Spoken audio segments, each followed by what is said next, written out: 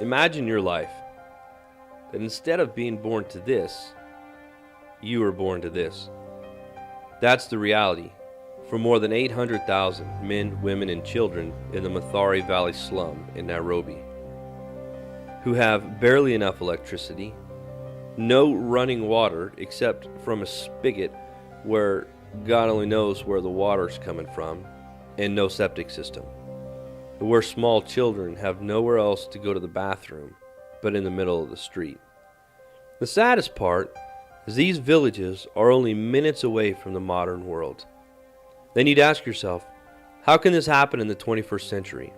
With all of our technology, with all of our politics, with all of our advancements we've gone through, how could this be? Literally, God only knows. The Mathare Valley slum is considered by many to be the poorest in the world. Most of the people who live here will never leave. They're born here, they'll grow up here, and they'll die here. And most of them will never know a better way of life. Most of these people earn about $1 a day, some of them as much as $2 a day, and probably 90% of that goes to pay the rent on their little shanty that they live in. They barely survive on a daily basis, eating whatever they can get their hands on. Some have jobs selling produce, some sew for a living, some wash laundry for a living, some, about 70%, even sell themselves. Whatever it takes to survive in these ungodly conditions. In the Mathare Valley alone, there's an estimated 200,000 school-aged children who yearn for a better life. They have no idea what good things could lie ahead for them if only they were to be rescued out of this valley. So I want you to meet the Wambua family. They live in this 12 by 12 room along with their goats. And yes, I did say they're goats, all 6 of them. There are 11 people and 6 goats living in this shanty. This is the life that this family has known for generations. Now, most of these children will never know the joy of getting ready for school, receiving an education that not only fills them up with knowledge, but also fills them up with God. Most of the people in this valley will never know what it's like to get a healthy meal on a regular basis. They'll never know the luxury of basic medical care. They'll never know the taste of a clean glass of water. And many of them will never know the hope that anything will ever change. I know that this valley can look hopeless.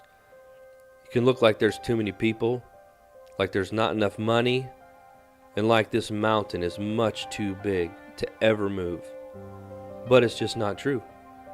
I want you to know that no matter what it looks like, this valley is not hopeless. There are not too many people. There is not enough money. And this mountain is not too big to move. Because we have to remember that you and I serve a God who can move any mountain, but most importantly, can rescue anyone. In our last piece, we introduced you to the Mathare Valley and some of the problems that face the people that live there. In this video, we shift. We're going to look at the same valley and the same people, but instead of focusing on the problems, we're going to focus on the solution. So the work here is multifaceted, and a lot goes into restoring these children and their families once they've been rescued. And there's no one better suited to help us understand these restoring efforts than our longtime friend and missionary in Kenya, Keith Ham.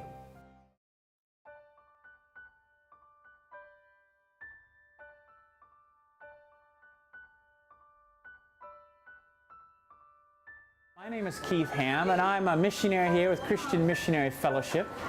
And what we have here is what's called the Hope Partnership. So as CMF, we partner with a local Kenyan NGO, local organization here. And the main focus of the organization is to outreach to the orphan and vulnerable children that wouldn't have a chance for education, wouldn't have a chance for their basic needs being met. So we partner with these folks to make sure those needs are met. It's all broken up into different departments here. because it's a holistic ministry. So you're reaching out to each side of the kid's life. Education, socially, economically, physically. So there's a social work department, and that department recruits kids, follows up on the kids, makes sure the kids' well-being is taken care of. And also is kind of the in-between person with the parent or the community, with the school and the teacher. So it takes in the whole thing of taking care of the kid. Then there's the microfinance department, and that's a fantastic one. That's where small loans are given to sustain and start small businesses.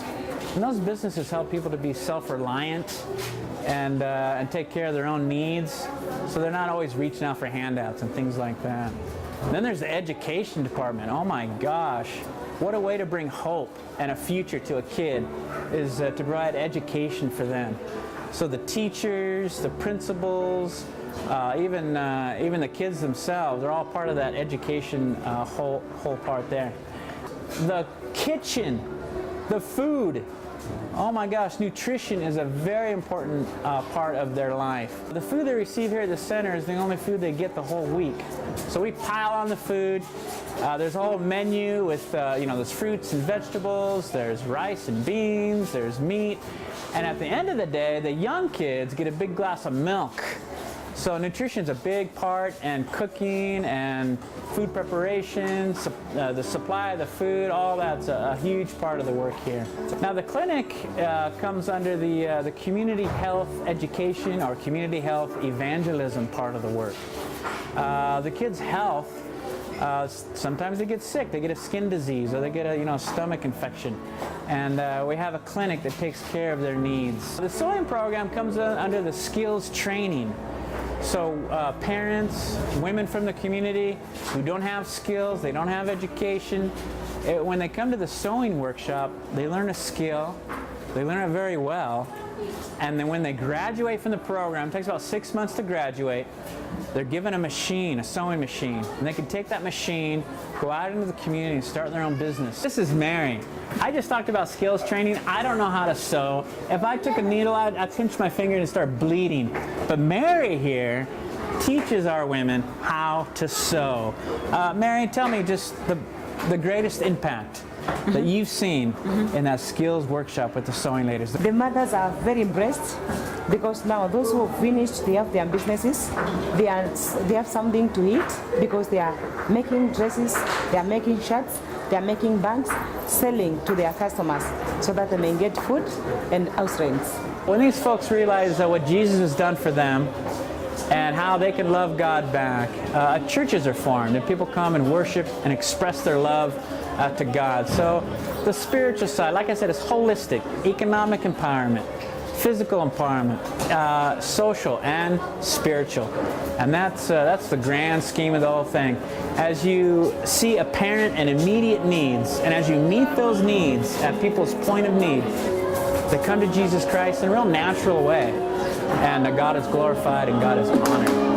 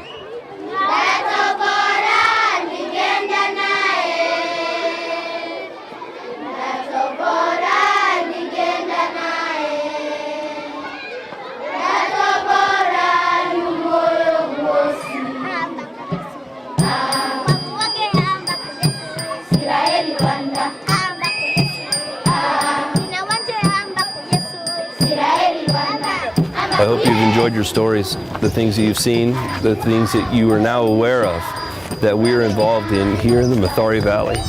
We've been working in this valley for several years through the efforts of some of the people in our church and also through the Hams and other missionaries we've supported in here.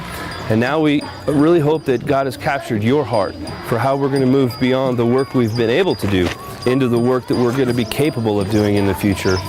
The little girls that you saw that were part of our video that you saw me meeting for the first time and giving gifts to were two little girls that had never been in school, who were left at home all day long. Those two little girls, by the time you see this video, will have been given school clothes, meals, health care, and an opportunity for an education that their parents and grandparents would have never had. And hopefully those two little girls will be little girls who hopefully one day will be able to do well and find a way out of this valley in order to go live the life that God has called them to. We all have the opportunity to make differences in different areas of our lives at different times. And this is an opportunity for us to have a very tangible way for a very small amount to change the life of a child and ultimately to make a difference in this valley. Many people consider this valley to be the poorest part of our earth, tied only by different places maybe in India or the trash heaps of Mexico. So we have gone into the deepest of the deep, the darkest of the dark. We've walked among the poorest of the poor. And now you get a chance to help make a difference in somebody in that intense of a situation's life. And so I pray that you'll consider what God is leading you to and that you won't hesitate to be part of something great like this.